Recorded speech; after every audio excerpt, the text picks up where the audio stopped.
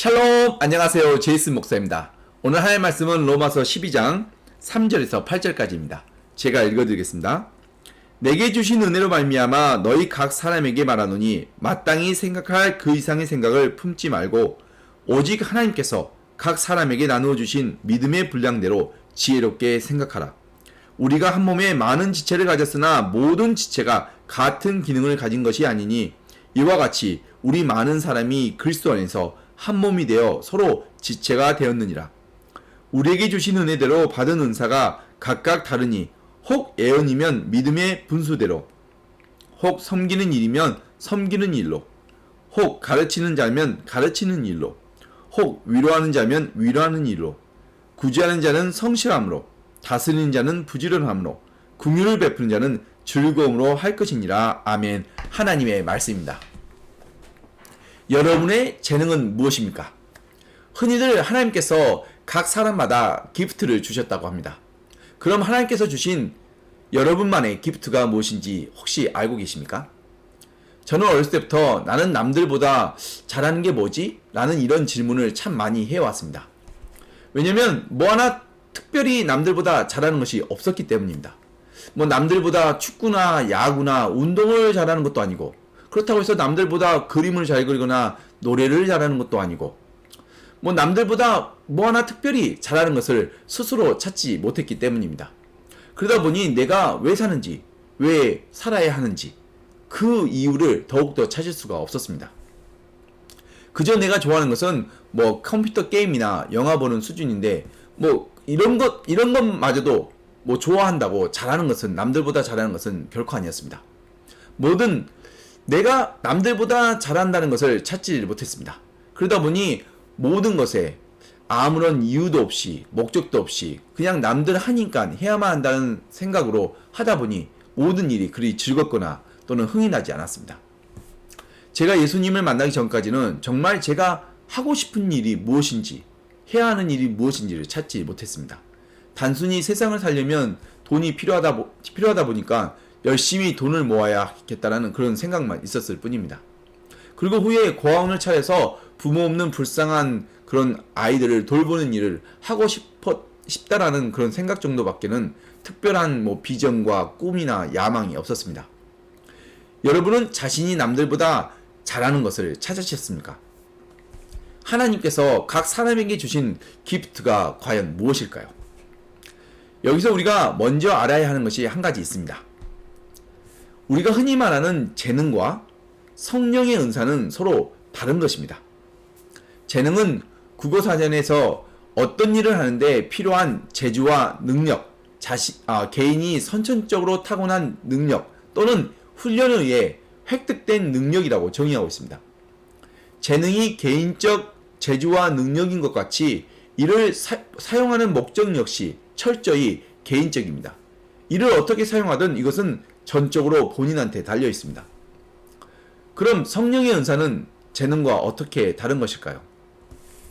성령의 은사는 먼저 개인이 선천적으로 타고나거나 훈련에 의해 획득된 재주나 능력이 아니라 우리 안에 살아계신 성령님께서 우리에게 주신 선물입니다.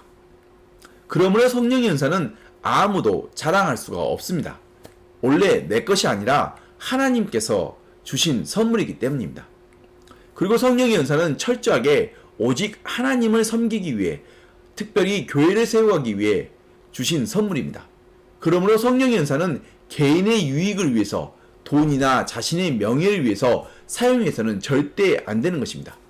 이것은 반드시 오직 하나님을 섬기는 일, 특별히 교회를 세워가는 일과 목적에 사용되어야 하는 것입니다. 이처럼 재능과 성령의 은사는 서로 다른 것입니다. 만약 자신의 재능과 성령의 은사가 하나가 되어서 하나님을 섬기고 교회를 세워간다면 너무나 좋은 일이죠. 자신이 정말 잘하고 좋아하는 일로 하나님을 섬기고 교회를 할 수 있다면 이건 정말 금상첨화입니다. 그런데 이런 경우 한 가지 우려되는 일이 있습니다. 그것은 자신의 힘과 능력으로 하나님의 일을 했다라는 착각에 빠지고 교만해진다는 것입니다. 하나님의 일은 절대 내 힘과 능력으로 하는 것이 아니라 내 안에 살아계신 하나님의 힘과 능력과 지혜로 하는 것입니다. 예수 그리스도를 주라 시인하고 믿는 우리 안에는 예수님이 살아계시고 예수님이 우리의 참 포도나무요 우리는 가지라는 것을 잊어서는 안 됩니다. 요한복음 15장 5절에 예수님의 말씀처럼 나는 포도나무요 너희는 가지라 그가 내 안에 내가 그 안에 거하면 사람이 열매를 많이 맺나니 나를 떠나서는 너희가 아무것도 할 수 없음이라 라고 하신 말씀처럼 우리가 스스로는 할 수 있는 것이 아니라는 것입니다. 그래서 먼저 우리는 재능과 성령의 은사를 구분할 수 있어야 합니다. 예를 들어 저에게 있어 재능이라고 한다면 저는 뭔가 손으로 만들거나 조립하는 것을 좋아합니다.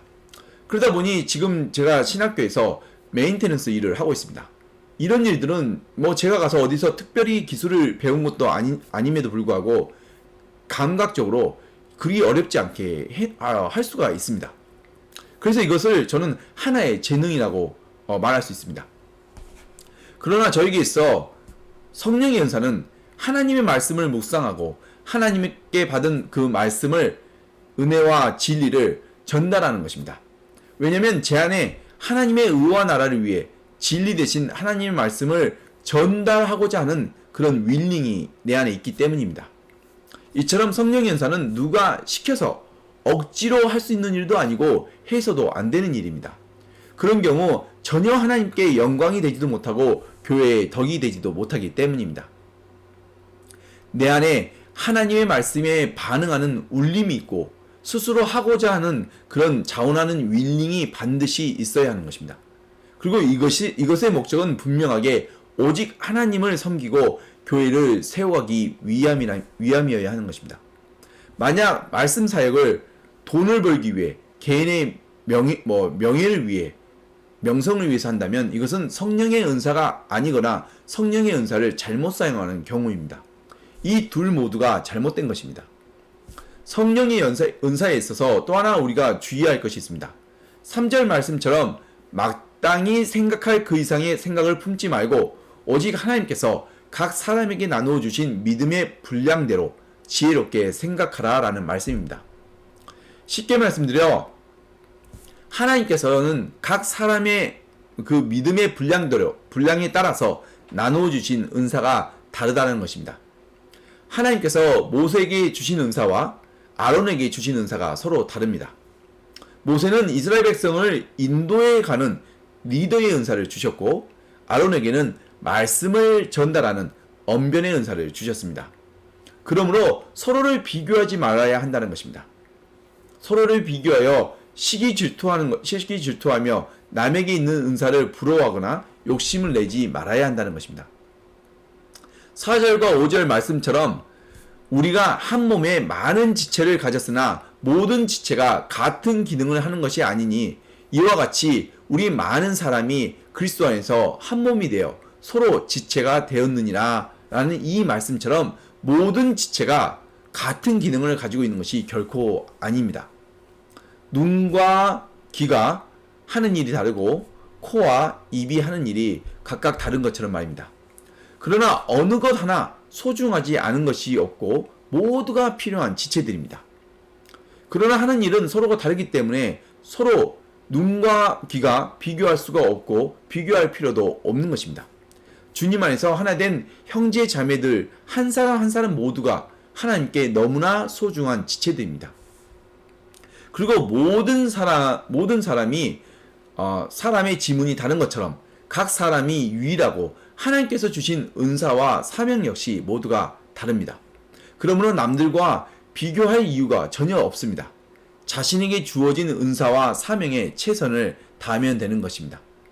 그리고 결과 역시 내가 걱정할 필요가 없는 것입니다. 모든 것을 합력하여 선을 이루시는 하나님께서 모든 지체들을 사용하셔서 가장 아름다운 선을 이루어내시기 때문입니다.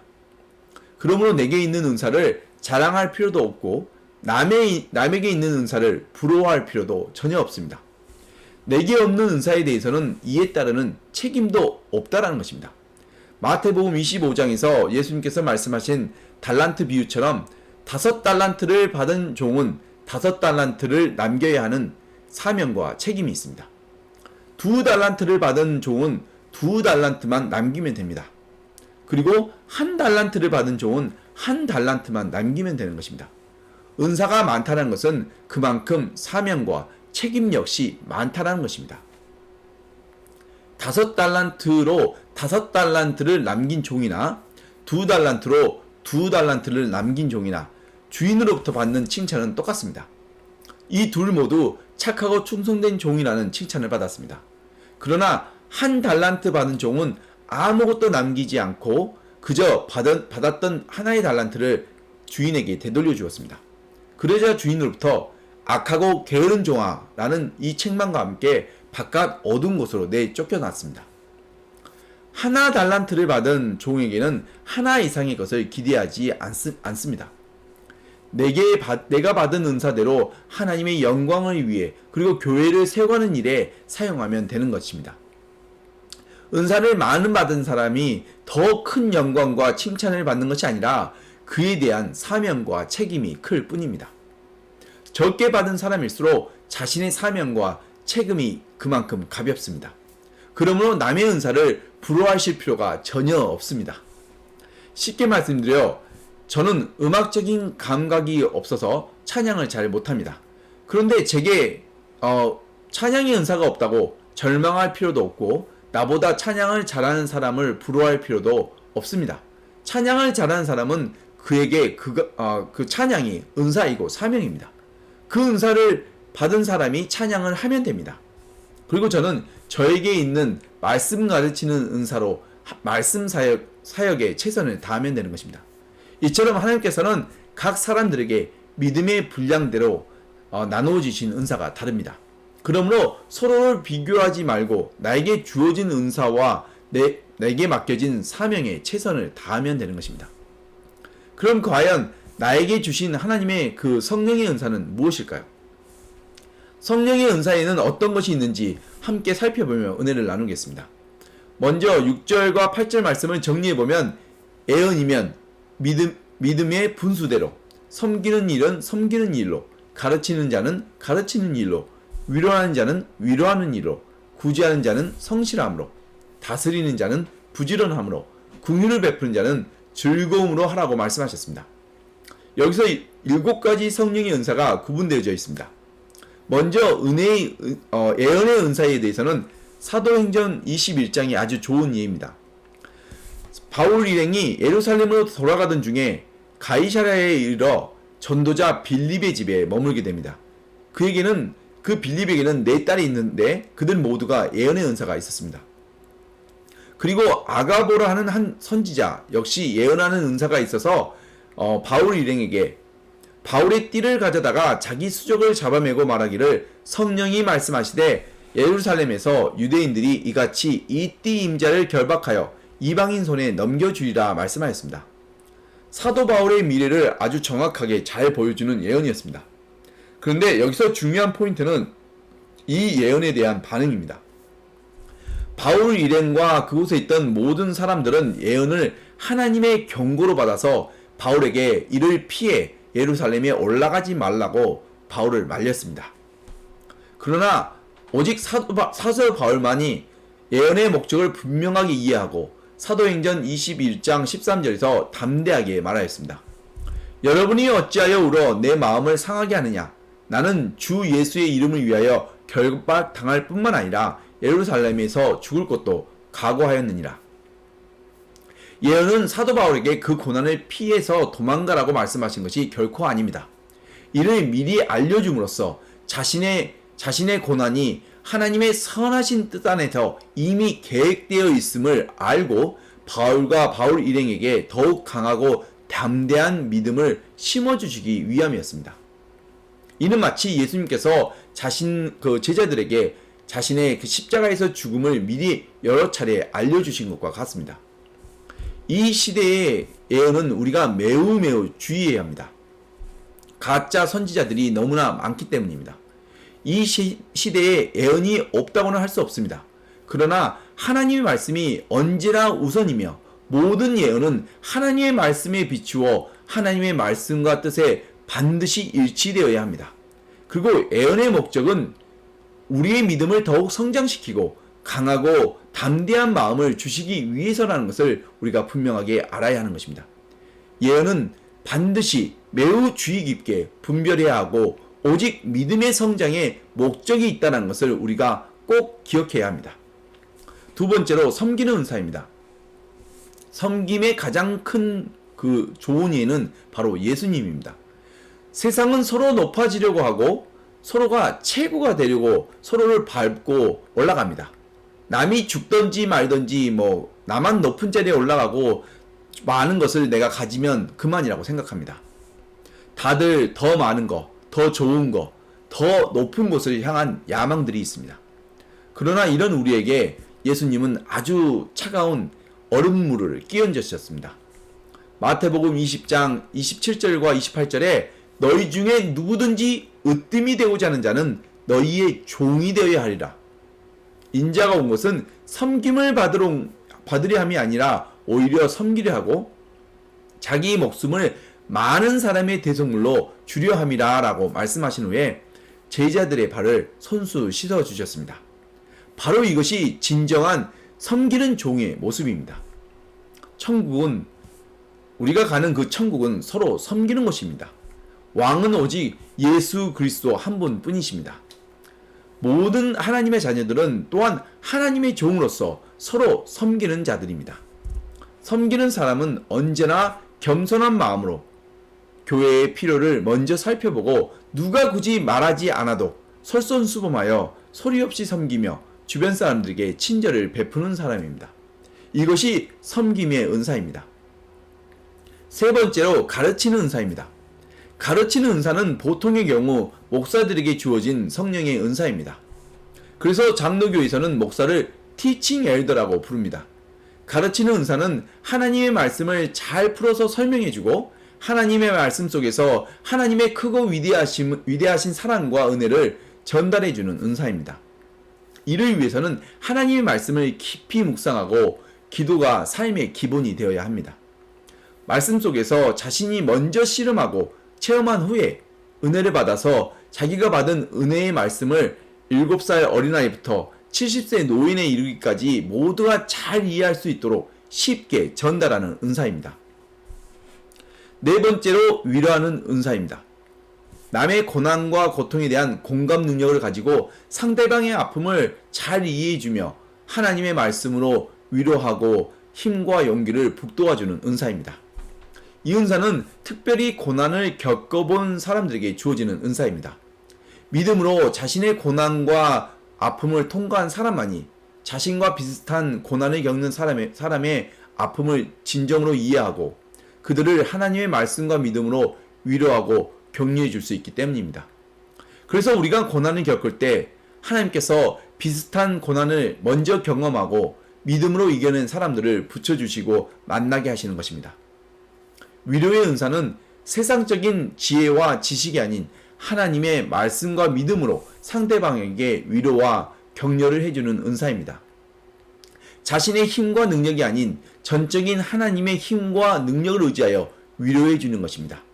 지금 고난을 경험하고 있다면 이는 후에 누군가에게 힘과 용기를 줄 수 있는 소망이 될 것입니다. 다섯 번째로 구제하는 은사입니다. 남의 어려운 형편을 살펴보고 하나님께서 주신 재물과 재능으로 돕는 은사입니다. 여기서 주의할 점은 구제에 있어서 인색함이나 억지로 해서는 안 된다는 것입니다. 구제는 기쁨과 감사함으로 해야 하는 것입니다. 모든 좋은 것들은 모두가 하나님으로부터 온 것입니다. 그리고 이 모든 것들은 하나님의 나라와 사명을 위해서 우리에게 주신 것입니다. 내가 지금 가지고 있는 것들이 내 것이 아닙니다. 내가 지금 가지고 있는 모든 것은 하나님의 나라와 그 사명을 위해서 나에게 잠시 맡겨주신 것입니다. 그러므로 구제에 있어서 인색하고 억지스럽게 해서는 절대 안 되는 것입니다.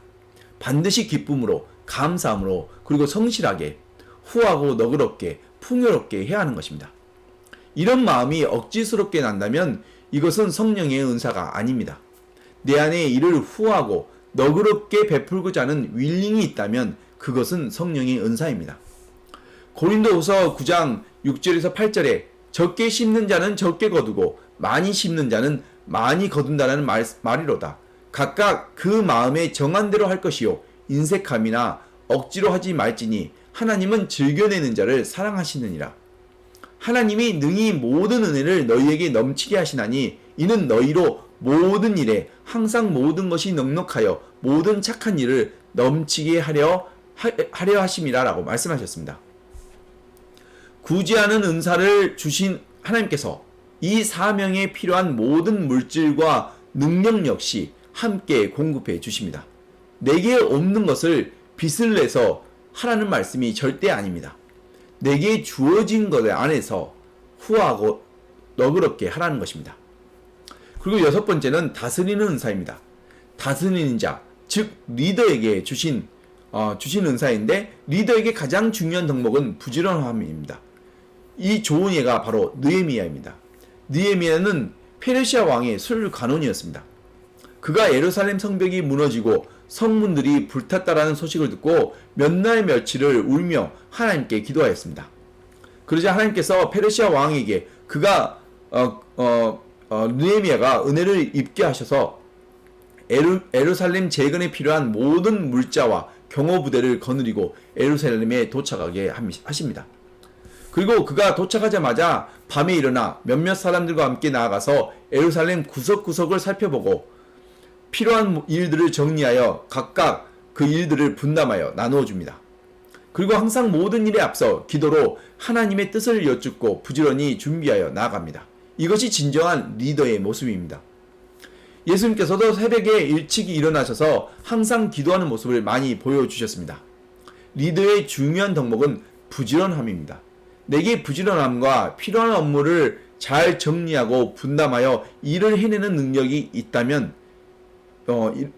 그리고 이를 자원하는 그 윌링이 있다면 이것은 리더의 은사입니다. 그러나 게으른 사람에게는 리더의 은사가 없을 뿐더러 게으른 사람은 리더가 되어서도 안 되는 것입니다. 그리고 마지막으로 긍휼을 베푸는 은사입니다. 이는 고난을 당하는 어려운 사람들을 불쌍히 여기고 도와주는 은사입니다. 이 긍휼을 베푸는 자에게 가장 중요한 덕목은 기쁨으로 하는 것입니다. 긍휼을 억지로 하는 것이 아니라 기쁨으로, 즐거움으로 해야 한다는 것입니다. 예를 들어 의사나 간호사들에게 절대적으로 필요한 은사가 바로 긍휼입니다. 병든 자들을 돈으로 보는 것이 아니라 이를 불쌍히 여기고 기쁨으로 정성껏 치료하고 간호해 주어야 하기 때문입니다. 교회에서는 권사님들처럼 병든 자와 고난을 당하는 자들을 방문하여 긍휼한 마음으로 기도해 주고 도와주는 은사입니다. 이런 일을 함에 있어서 중요한 것은 기쁨으로 자원하는 마음으로 해야 한다는 것입니다. 억지로 마지못해 하는 것이 아니라 병든 자나 고난당한 자의 소식을 들으면 불쌍한 마음이 먼저 일어나고 기쁨으로 찾아 나서는 마음이 있어야 합니다.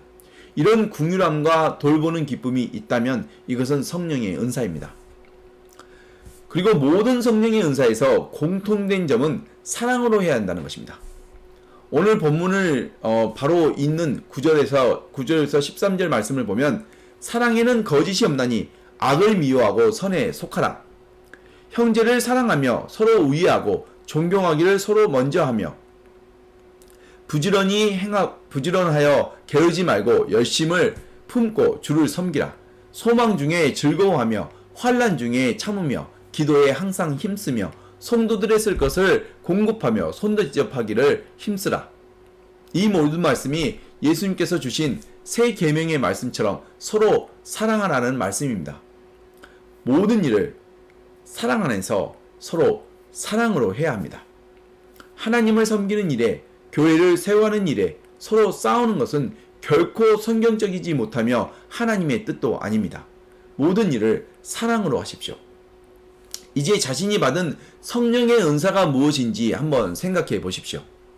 그리고 본인이 가지고 있는 재능과 성령의 은사가 어떻게 다른지 한번 비교해 보십시오. 그리고 내가 받은 성령의 은사가 오직 하나님을 섬기고 교회를 세워가는 일에 쓰임받고 있는지 한번 생각해 보십시오. 우리 모두는 예수 그리스도의 몸된 교회의 지체들입니다. 몸의 각 지체가 자기의 기능을 충실히 행할 때 몸 전체가 건강하고 정상적인 활동을 할 수가 있습니다. 그러나 만약 각 지체가 자신의 기능을 제대로 하지 않는다면 결국 몸은 병이 들고 정상적인 삶을 살아갈 수가 없게 되는 것입니다. 이와 같이 예수 그리스도의 몸을 이루고 있는 모든 지체들은 자신의 기능을 알고 그 기능을 다해야 하는 것입니다. 그러므로 교회의 모든 성도님들은 예수 그리스도의 몸을 이루고 있는 한 지체라는 것을 잊어서는 안 되는 것입니다.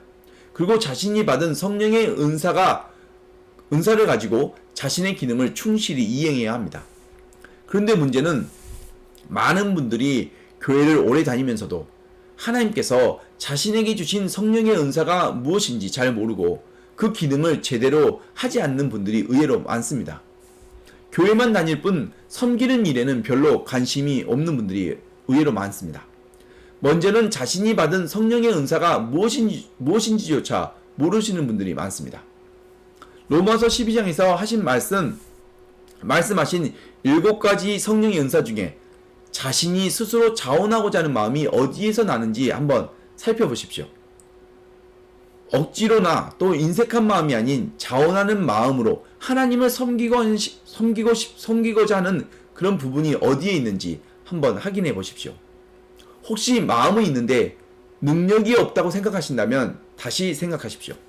왜냐하면 자신이 받은 성령의 은사가 무엇이 되었건 이를 할 수 있는 힘과 능력과 지혜와 용기 역시 하나님께서 부어주시기 때문입니다. 성령의 은사의 주체는 내가 아닌 우리 안에 살아계신 성령 하나님이십니다. 그래서 성령의 은사입니다. 이건 내 은사가 아닌 성령의 은사입니다. 그리고 성령의 은사는 오직 하나님을 섬기고 교회를 세워가는 데 목적이 있습니다. 참 포도나무 대신 예수님을 떠나서는 우리가 아무것도 할 수 없다는 것을 항상 기억하십시오. 그리고 내 안에 자원하는 마음이 있는 성령의 은사가 무엇인지를 확인하시고 몸의 지체로서의 기능을 정직하고 성실하게 수행하시는 은혜와 축복이 저와 여러분에게 있기를 간절히 축원드립니다. 기도하시겠습니다. 하나님 아버지 감사합니다. 예수 그리스도의 십자가 사랑을 통해 너무나 부족하고 제약된 우리를 거룩하신 하나님의 자녀 삼아 주시고 예수 그리스도의 생명을 나누어 주심에 감사합니다.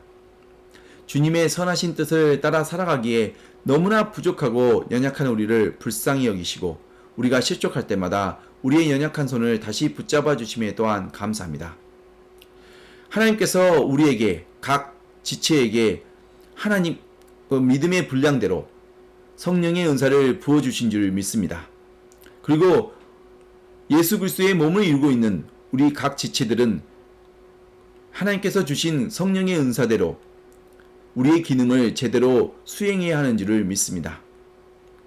하늘의 모든 신령한 지혜와 명철을 우리에게 부어주셔서 하나님께서 주신 성령의 은사가 무엇인지를 깨닫고 또 내게 맡겨주신 하나님의 사명과 그 책임이 무엇인지를 깨닫고 오직 하나님을 섬기며 교회를 세워가는 일에 우리가 헌신할 수 있는 마음과 힘과 능력을 부어 주시옵소서.